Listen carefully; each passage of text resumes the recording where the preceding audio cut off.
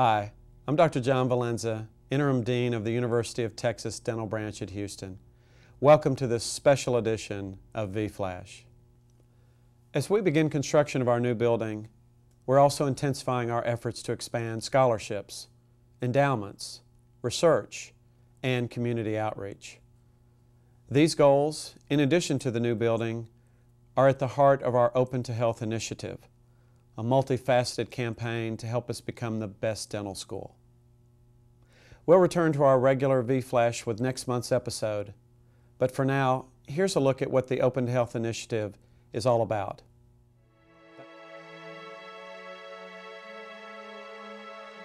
In 1905, the Texas Dental College began training generations of dental professionals in the art of healing and service to the community. When it became the University of Texas Dental Branch at Houston in 1943 and moved to a new building in 1955, two major dreams of that era were realized. Since then, the world has changed dramatically, and the dental branch must adapt and prepare for the challenges that lie ahead. That's what the Open to Health initiative is all about. We share our roadmap now to excellence and offer heartfelt thanks to those who have helped so far.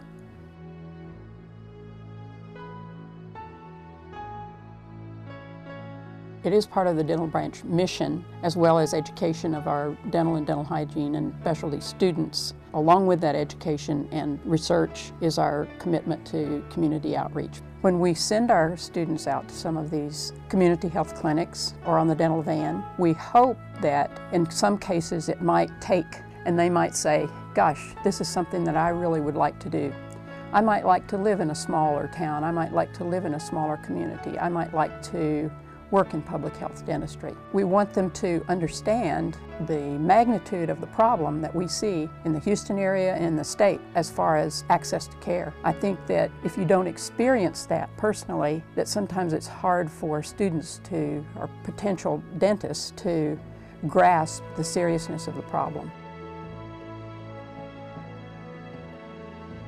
I think getting a scholarship encourages you to want to be successful so that someday you can give back a scholarship. I think that's kind of a neat thing. I know that a lot of the scholarships come from people that have some way, shape, or form been involved with the dental school in the past, and it's kind of like them saying, I did it, you can do it, I'm going to help you do it, and maybe someday you can help do it too. So it's kind of like a neat way of definitely paying it forward. It's a new age in academia today, and the costs have increased significantly, and because of that, I think that's part of what's limiting the success of students today. Although it might not have before, now it definitely does. And so it's definitely a huge help and a boost for any student today who receives any kind of support. I'm not sure there's any higher honor that can be bestowed on a faculty member than the creation of an endowed professorship. You know, it's just very exciting.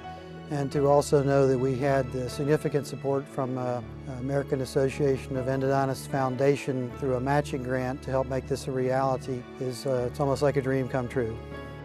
If we're going to recruit and retain the best possible faculty that we can have here, we're going to have to do what's necessary to attract them to Houston and to the University of Texas Dental Branch. And I think that establishing endowments is maybe the key way to do that. We're going to have to take the ball and be the leaders in that endeavor and ensure that we can attract and retain the best quality faculty.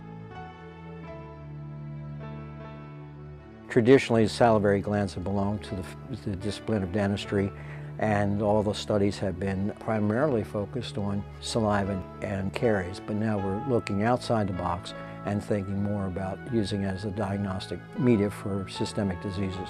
You know, the journey or the pursuit of the Holy Grail, so to speak, is being able to get a screening test for breast cancer that is affordable by all the citizens of Texas.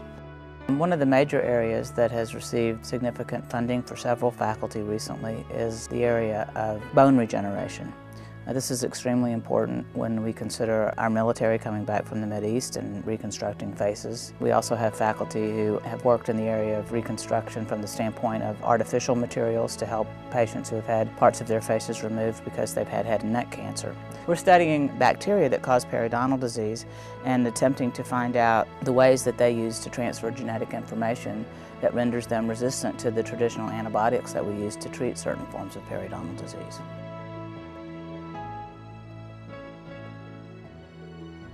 First time I heard mention of a new building was actually in an Associate Dean's meeting with then Dean Ron Johnson. And my recollection is the first time a new building was spoken was from Dr. John Ludington, because we were all sitting around at a table talking about things we wish we could do in this building, but that the building was holding us back. And I remember John saying, well, sounds like we need a new building. Until the university, until the Health Science Center got behind this, it had no future. Dr. Willerson was, and then of course my predecessor, Dr. Fleitz, who had so much to do with the TRBs. So once they got behind it, it was tremendous. I would say also the two $1 million gifts to me gave some external credibility to the project. You know, almost no matter how much money the Health Science Center has committed to us, when we had those two alums give those two major gifts, I think it made a lot of people stand up and say, wow, this really is an important project, and those really were significant gifts. I was accepted in 1950 to study dentistry here at the University of Texas. That was then called the School of Dentistry, University of Texas School of Dentistry. The school was on Blodgett and Fannin. It was an old school, no air conditioning, windows open, hot, humid, all the Bunsen burners going, and it was a miserable existence. But I was very honored and, in retrospect, to be admitted to a profession that I have done quite well in, and I've spent 50 years in practice here in Houston. Enabled me to do a number of things that I never would have done otherwise. I think that the school has the opportunity to become a world-class institution. The facility will be first class. I think it'll be second to none internationally. We've now got to build it to be a first-class institution to match the facility.